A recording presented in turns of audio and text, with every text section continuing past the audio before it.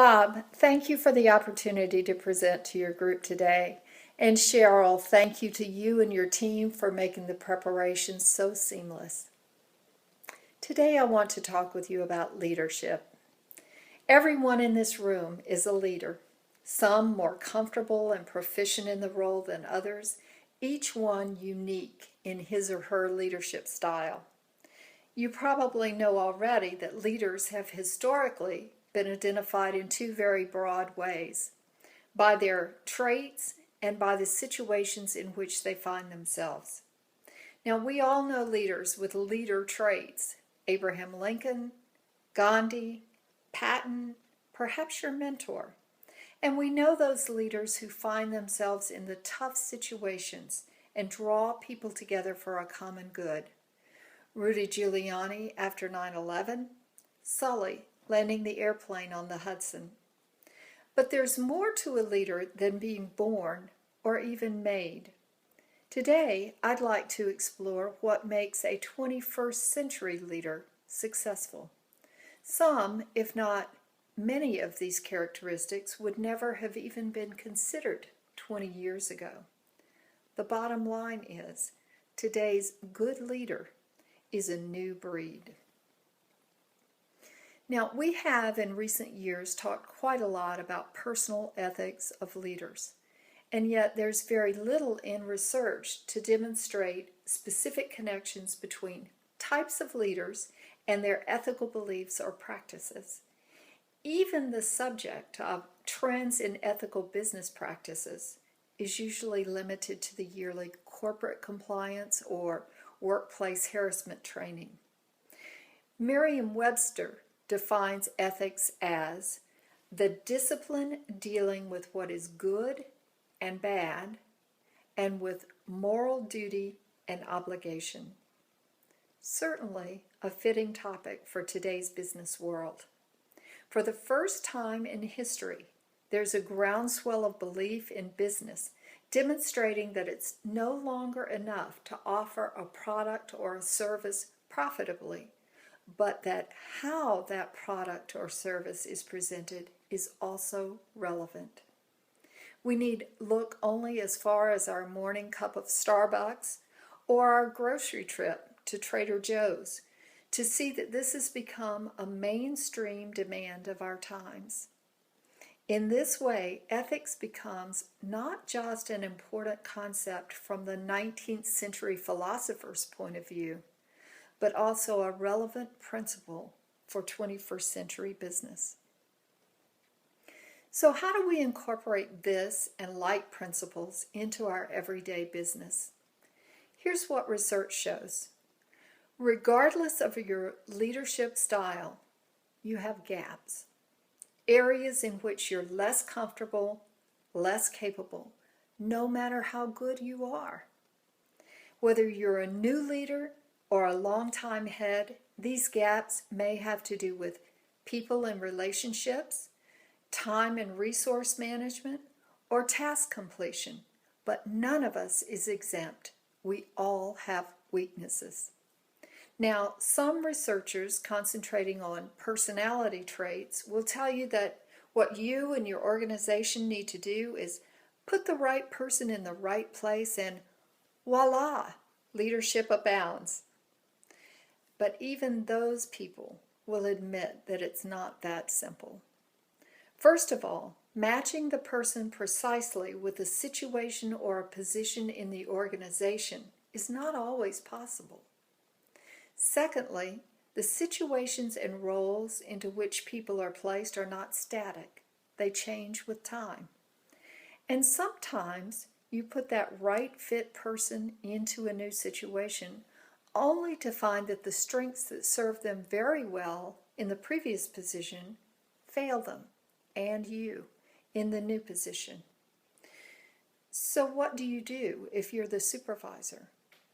And what do you do if that newly hired or newly moved person is you? If the person is your newly hired leader, you teach, you coach, you mentor. And if the person is you, you'd better be seeking out teaching, coaching, and mentoring. Because regardless of how good you have been in the past does not necessarily predict leadership acumen for the future. The good news is there are things you can do to improve yourself or your new leader. Number 1, don't lull yourself into believing that appreciative inquiry and building on strengths is enough. Is it important? Yes. But the reality is that you've gotten this far because you've parlayed your strengths effectively. At the next level, you must fill in the gaps, strengthen the areas of your own weakness. 2, rediscover your passion for leadership. How to do this is a topic for coaching and consulting, and it is absolutely essential for leaders who want to continue to be leaders. 3, learn from your mistakes and those of others. Others provide great models of what to do and what not to do. Looking at yourself objectively often requires some assistance. The ability to engage in self-reflection and contemplation, or have someone help you do it, is your biggest ally. Ignoring this step is simply not an option if you intend to improve as or become a real leader. Number 4, if you're young, learn from your elders. If you're more mature, learn from the generations coming after you. In both cases, this provides you a wisdom you would not otherwise possess. And that doesn't just mean learning history or cutting-edge technology. It means learning about different styles of leadership, what others value, and what other generations consider important. Number 5, learn and practice compassion. The toughest leaders are those with compassion, who make hard decisions not because they want to inflict pain or punishment, but because circumstances require it. And when they do, they realize the consequences to others and have considered them already when presenting information. It makes all the difference in your delivery and in the outcome. Number 6, share knowledge and responsibility and hold people accountable, but do not abdicate your own responsibility and accountability. Neither laissez-faire nor autocratic leadership is acceptable in today's world. Look for the effective middle ground, using your own authority when it's required and allowing others to be the decision makers when they own the process. 7, over-communicate. Keep the message clear and say it to everyone with enthusiasm, in emails, by phone, in letters, person to person. Number 8, before you speak, listen. This is an oft written about element of communication, but one that is often overlooked in practice. Whether out of a need for power, a lack of concern for the other's point of view, or a lack of ability to silence your own words, this one element can make or break your leadership. You'll never know the thoughts and concerns of those around you unless you stop and listen. And as a rule of thumb, listen twice as much as you speak.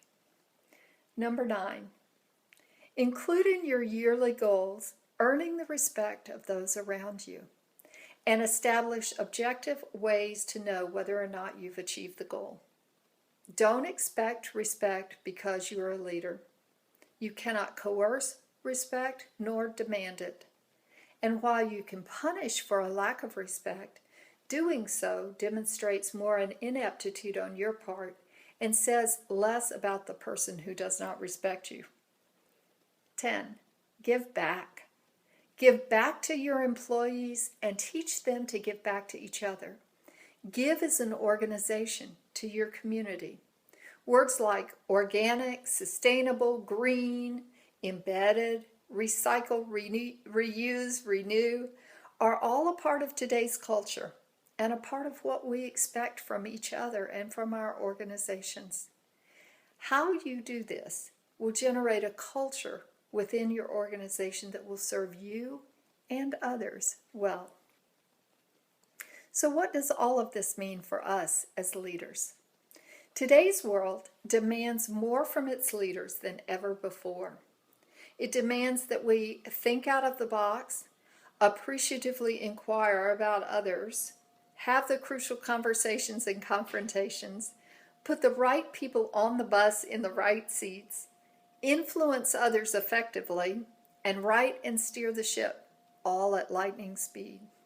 It also demands a whole package of physical, mental, social, and moral fitness that is easily and often subjected to review by anyone with a computer and an opinion, and that's pretty much everyone. We cannot be all things to all people all of the time, and fortunately, we don't have to answer to all of them.